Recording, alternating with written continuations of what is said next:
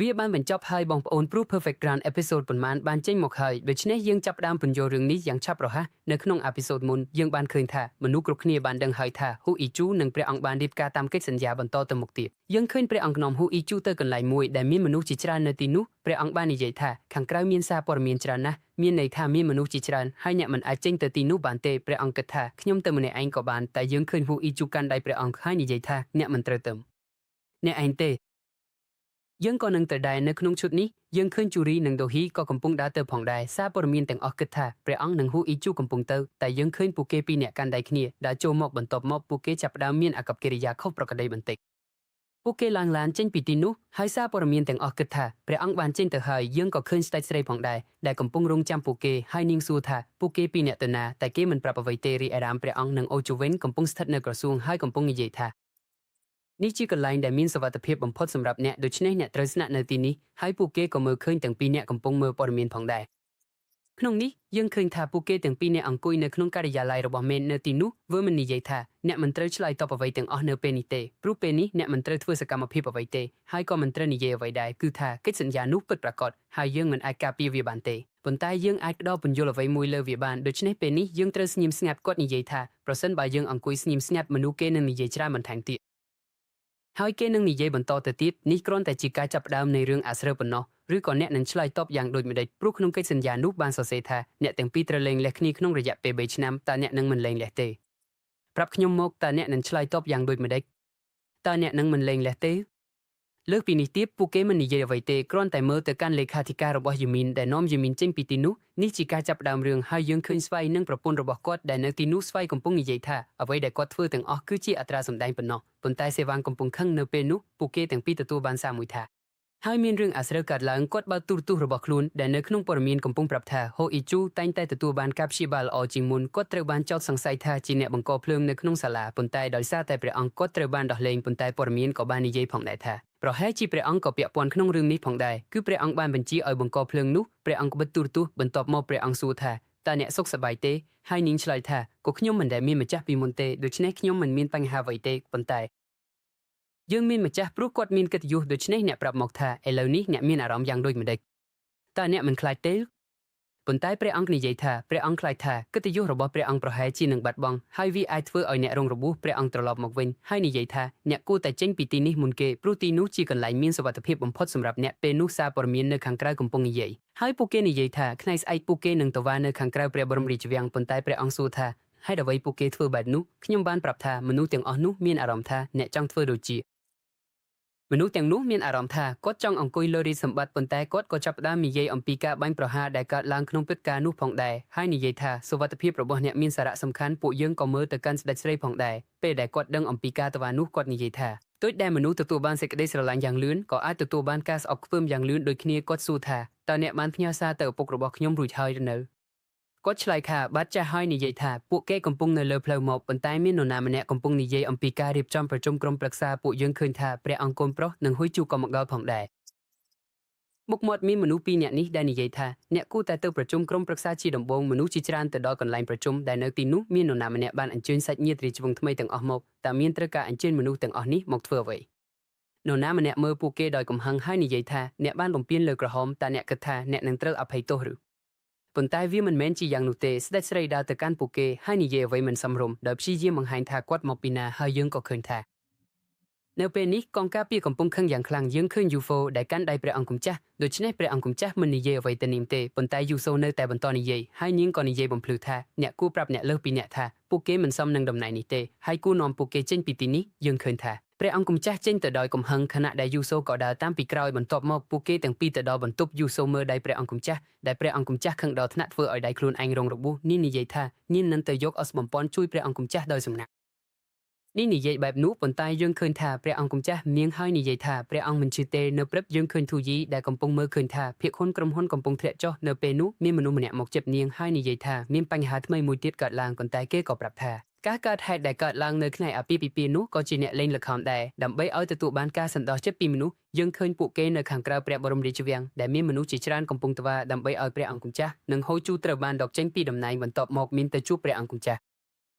នៅទីនោះព្រះអង្គម្ចាស់កំពុងខឹងហើយនិយាយថាមនុស្សគ្រប់គ្នាឥឡូវនេះនិយាយអ្វីក៏បានតើពួកគេធ្វើដូចម្តេចបានថាប្រពន្ធរបស់ខ្ញុំបានលេងល្ខោននៅថ្ងៃនោះប៉ុន្តែព្រះអង្គម្ចាស់កំពុងនិយាយអំពីការឆ្លើយតបទៅសាធារណជននៅពេលនោះមាននិយាយថាមនុស្សគ្រប់គ្នាកំពុងអះអាងថាព្រះអង្គចង់បានរីកតើព្រះអង្គនឹងបដិសេធអំពីរឿងនេះផងដែរឬទេដូច្នេះចម្លើយរបស់អ្នកជាអ្វីដូចជាព្រះមហាក្សត្រមិនចាំបាច់មានទេប្រសិនបើគាត់មិនមានការគ្រប់គ្រងពីប្រជាជននេះហើយជាចម្លើយរបស់ខ្ញុំគាត់និយាយថាអ្នកគួរតែចាក់ចេញពីតំណែងរបស់អ្នកពីព្រោះវាជារឿងត្រឹមត្រូវសម្រាប់មុខមាសនិងជាបន្ទាប់មកយើងត្រូវបានបង្ហាញឃើញឈុតហ្គេមពី5ថ្ងៃមុនមានន័យថាមុនពេលឯកសារលេខឃ្លី5ថ្ងៃនៅពេលនោះឯកសារត្រូវបានផ្ដល់ឲ្យដែលគាត់បានដឹងថាតើគាត់ត្រូវបានផ្ដល់ជាពលអ្វីព្រមទាំងបានហៅប៉ាមីស្លីមកផងដែរនៅទីនេះយើងឃើញថាមីស្លីខ្លាចខ្លាំងណាស់ដូច្នេះគាត់បានប្រាប់អ្វីគ្រប់យ៉ាងគាត់បានប្រាប់ថានៅថ្ងៃនោះអ្វីដែលបានលីក្នុងកែវក្រឡុកគឺគាត់ជាអ្នកលីផ្ទាល់គាត់មិនដឹងថាវាជាអ្វីទេគាត់ក៏បានប្រាប់ថាគាត់ធ្វើអ្វីទាំងអស់នេះដើម្បីជួយសង្គ្រោះបងប្រុសរបស់គាត់ព្រោះបងប្រុសរបស់គាត់ទើបតែធ្វើការបដូរការដំឡើងតម្រង់សរសៃតម្រង់នំនៅក្នុងឈុតហ្គេមនេះយើងឃើញពួកគេដែលស្ថិតនៅជាមួយស្ដេចស្រីនៅទីនោះគាត់បានផ្ដល់ឯកសារនេះហើយប្រាប់ថាមានស្ត្រីម្នាក់បានព្យាយាមសម្លាប់ព្រះអង្គកូនប្រុសហើយស្ត្រីនោះមិនមែនជាអ្នកដទៃទេគឺជាឪពុករបស់អ្នកផ្ញើទៅស្ត្រីនោះក៏បានទទួលសារភាពផងដែរតើអ្នកអាចចាប់ប្រកាន់ឪពុកយ៉ាងនេះបានដូចម្តេចមិនត្រឹមតែឪពុករបស់យើងទេទាំងអ្នកផងដែរក៏ស្ថិតនៅក្នុងសង្ស័យដូចគ្នាតើធ្វើដូចម្តេចបានដែរតើអ្នកលឹមនិយាយថាអ្នកមិនដឹងអំពីបំណងរបស់ឪពុកអ្នកទេថាលោកបានធ្វើរឿងទាំងនេះហើយព្រះអង្គកូនប្រុសក៏មកដល់មាននរណាម្នាក់កំពុងត្រូវបានបញ្ជាឲ្យហៅព្រះអង្គមកយើងឃើញថាព្រះនាងម្ចាស់ស្រីភ័យខ្លាចហើយខ្ញុំប្រាប់ថាខ្ញុំមិនទាន់បានប្រាប់រឿងនេះទៅកូនប្រុសនាងនៅឡើយទេនេះនិយាយថានាងនឹងនិយាយអំពីរឿងនេះជាមួយអ្នកឆាប់នេះខ្ញុំចេញទៅក្រៅហើយនៅទីនោះគាត់តាប់កូនប្រុសថាគាត់មកដោយសារកិច្ចការមួយបន្ទាប់មកកូនប្រុសចូលមកខាងក្នុងនៅទីនេះព្រះនាងម្ចាស់ស្រីអង្គុយភ័យខ្លាចខ្លាំងណាស់ហើយយើងឃើញពួកគេដែលនៅទីនោះនាងបានជួបជាមួយមនុស្សសំណាក់ហើយនៅពីក្រោយនាងបន្ទាប់មកមានការត្រួតពិនិត្យសុខភាពហើយនៅទីនោះលោកស្រីជូអ៊ីកំពុងនិយាយអំពីការមានកូននាងក៏កំពុងនិយាយអំពីទំនាក់ទំនងរបស់ព្រះអង្គកូនប្រុសនិងហូអ៊ីជូនៅពេលនោះហូអ៊ីជូនិយាយថាអ្នកទាំងអស់គ្នាគូចេញទៅយើងក៏ឃើញថានាងនៅម្នាក់ឯងជាមួយមីងហើយនាងចាប់ផ្ដើមសួរអំពីការស៊ើបអង្កេតគាត់មានអារម្មណ៍ថារឿងទាំងអស់នេះមើលទៅពិតប្រាកដណាស់អ្វីដែលអ្នកកំពុងធ្វើទាំងអស់គឺមើលទៅពិតប្រាកដណាស់នាងនិយាយថាយើងមិនអាចប្រាប់មនុស្សគ្រប់គ្នាថានេះគឺជាការរៀបការតាមកិច្ចសន្យារបស់យើងទេដូច្នេះយើងត្រូវបង្ហាញវាឲ្យមើលទៅពិតអ្នកត្រូវបង្ហាញខ្ញុំថាតើមានត្រូវការអ្វីទេខ្ញុំដឹងរួចហើយបន្ទាប់មកយើងឃើញលេខាធិការម្នាក់មកដល់ហើយនាំមីងចេញពីទីនោះបន្ទាប់មកយើងឃើញនារីម្នាក់ដែលទៅជួបឪពុករបស់នាងដំបូងនាងចាប់ផ្ដើមស្រែកលើគាត់ហើយនិយាយថាតើអ្នកបានធ្វើអ្វីនេះបន្ទាប់មកនាងមើលឯកសារមួយហើយសួរថាតើនរណាផ្ដល់ឯកសារនេះឲ្យអ្នកគ្មាននរណាស្ដាប់នាងទេនាងនិយាយបន្តថាដូច្នេះអ្នកបានសម្របសម្រួលសម្រាប់ព្រះអង្គកូនប្រុសមែនទេនៅទីនោះនាងស្រែកថាតើអ្នកឈួតហើយឬប៉ុន្តែបូននិយាយថាយើងត្រូវសម្លាប់គាត់ឲ្យបានយើងត្រូវដកគាត់ចេញពីផ្លូវដើម្បីឲ្យយើងសុវត្ថិភាពគាត់កំពុងធ្វើជាមិនដឹងអ្វីទេប៉ុន្តែគាត់ដឹងអស់ហើយថាថ្ងៃនោះអ្នកបានដុតភ្លើងហើយអ្នកបានសម្លាប់ព្រះបាទតើអ្នកអាចប្រាប់មនុស្សទាំងអស់ថានេះមិនមែនជាកំហុសរបស់អ្នកទេមែនទេបូននិយាយថាយើងត្រូវធ្វើអ្វីទាំងអស់នេះដើម្បីគ្រួសាររបស់យើងបន្ទាប់មកយើងឃើញគាត់ទៅកាន់ភ្នូររបស់ឪពុកគាត់ហើយនៅពីក្រោយនាងស្ដេចស្រីឈររងចាំនាងកំពុងសរសើរឪពុកគាត់ថាក្នុងប្រវត្តិសាស្ត្រទាំងមូលឪពុករបស់អ្នកគឺជារដ្ឋមន្ត្រីដ៏អស្ចារ្យបំផុតបន្ទាប់មកយើងឃើញស្ដេចស្រីនាងនិយាយថាប្រសិនបើក្នុងភ្នែករបស់អ្នកខ្ញុំជាអ្នកត្រូវសង្ស័យហេតុអ្វីអ្នកយកឯកសារនេះមកឲ្យខ្ញុំអ្នកអាចយកវាទៅឲ្យព្រះអង្គកូនប្រុសក៏បាននាងនិយាយបន្តថាខ្ញុំដឹងថាអ្នកស្រឡាញ់ព្រះនាងបន្ទាប់មកនាងផ្ដល់ឯកសារនេះឲ្យគាត់ដែលមានឯកសារលែងលេសរបស់ពួកគេព្រោះការរៀបការនេះគ្រាន់តែជាការរៀបការតាមកិច្ចសន្យាប៉ុណ្ណោះពេលឃើញវាមនុស្សនោះក៏ភ្ញាក់ផ្អើលដែរហើយគាត់និយាយថាខ្ញុំមិនអនុញ្ញាតឲ្យមានរឿងបែបនេះកើតឡើងទេស្ដេចស្រីនិយាយថាប្រសិនបើអ្នកចង់បាននាងអ្នកត្រូវធ្វើអ្វីទាំងនេះប្រសិនបើអ្នកមិនធ្វើទេនាងនឹងក្លាយជារបស់ព្រះអង្គកូនប្រុសមួយថ្ងៃយើងឃើញថានៅក្នុងដៃរបស់គាត់មានខ្សែស្រឡាយនេះដែលគាត់បានទុកវានៅទីនោះពេលនោះយើងចាប់ផ្ដើមយល់ថាគាត់ជាអ្នកធ្វើរឿងទាំងនេះឥឡូវយើងត្រឡប់មកបច្ចុប្បន្នវិញប៉ារ៉ាំប្រេងចាប់ផ្ដើមនិយាយថាអ្នកមានអំណាចអ្វីដែលអាចដកខ្ញុំចេញពីតំណែងនេះឬខ្ញុំគិតថាខ្ញុំត្រូវការពារព្រះមហាក្សត្រហើយសម្រាប់រឿងនេះខ្ញុំនឹងបន្តការពារគាត់ខ្ញុំគិតថាឥឡូវនេះខ្ញុំមិននឹងគ្រប់គ្រងអ្នកទៀតទេហើយនិយាយថាអ្នកត្រូវទ្រាំទ្រការធាក់ចុះនេះដោយខ្លួនឯងយើងមើលឃើញពួកគេពេលដែលដឹងថាពួកគេកំពុងជួបគ្នាប៉ុន្តែវាមានអារម្មណ៍ថាជាការប្រកបពិធីបូជាសែនប្រាំងសេះកំពុងធ្វើអ្វីបន្ទាប់មកមានហៅគាត់ឲ្យមកជួបនិងមានការបដូរទីតាំងហើយយើងឃើញអាម៉ូអ៊ីជូដែលនៅកន្លែងនោះគាត់កំពុងមានការលួចកាត់ឡើងហើយមាននរណាម្នាក់កំពុងប្រាប់អំពីរឿងនោះនាងកំពុងគិតថានាងគួរតែចាក់ចេញពីតំណែងរបស់នាងហើយគិតថាគាត់ធ្វើបែបនោះដូចម្តេចបាននៅពេលនោះលោកស្រីជូអ៊ីបានមកដល់ហើយនាងនិយាយថាតើអ្នកត្រូវបានម្ដាយស្ដេចហើយទេបន្ទាប់មកយើងឃើញហុយដែលអង្គុយជាមួយស្ដេចស្រីហើយនាងនិយាយថាអ្នកមានអារម្មណ៍បែបនោះព្រោះអ្នកបានបញ្ជូនព្រះអង្គទៅកាស៊ីតនាងនិយាយថាមុនពេលគាត់ជួបអ្នកគាត់រស់នៅបានល្អណាស់មានន័យថាគាត់ជាម្ចាស់ក្សត្រដែលគ្រប់គ្រងបានល្អនាងនិយាយថាការរួមភ្នាក់ងារជាមួយអ្នកគាត់ទទួលបានអ្វីមានន័យថាការអាពាហ៍ពិពាហ៍តាមកិច្ចសន្យានេះអ្នកមិនបានអានកិច្ចសន្យានោះឲ្យបានល្អទេព្រោះព្រះអង្គ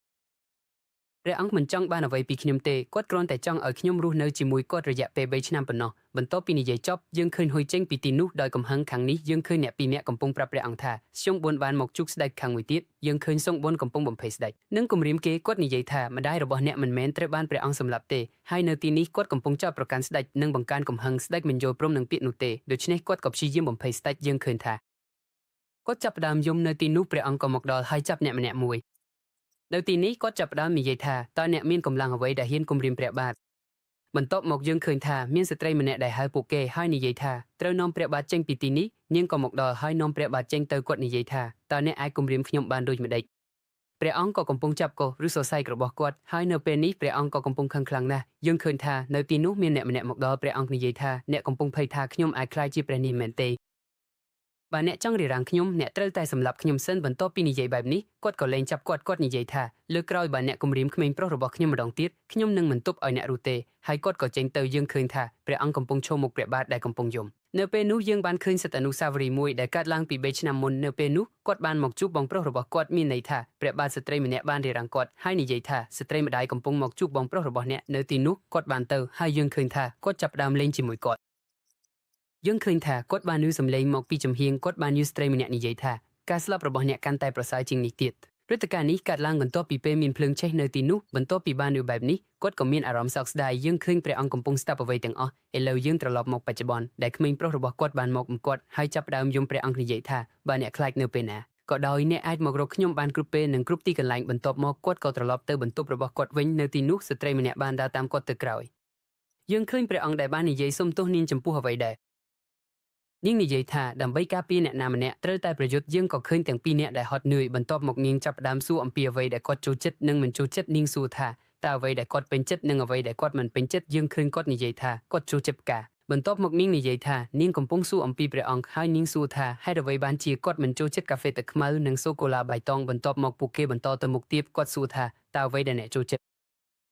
នាងមិនអាចឆ្លើយបានថាតើនាងចូលចិត្តអ្វីទេគាត់និយាយថាគាត់គ្រាន់តែសួរទេហើយបន្តទៅយើងឃើញនាងដែលមានមោទនភាពខ្លាំងណាស់បន្ទាប់មកឆ្លងទៅគ្រឿងអាជូដែលកំពុងមើលព្រះអង្គដែលកំពុងដេកនាងនិយាយថានាងភ័យថាជីវិតរបស់នាងនិងជីវិតរបស់គាត់នឹងខូចព្រឹកថ្ងៃក្រោយយើងឃើញអូអ៊ីជូដែលទទួលបានការហៅទូរស័ព្ទពីបងប្រុសគាត់និយាយថាផលិតផលកំពុងត្រូវបានស៊ើបអង្កេតហើយគាត់ក៏នឹងហៅពុកមកផងដែរបន្ទាប់មកយើងឃើញព្រះអង្គគំដល់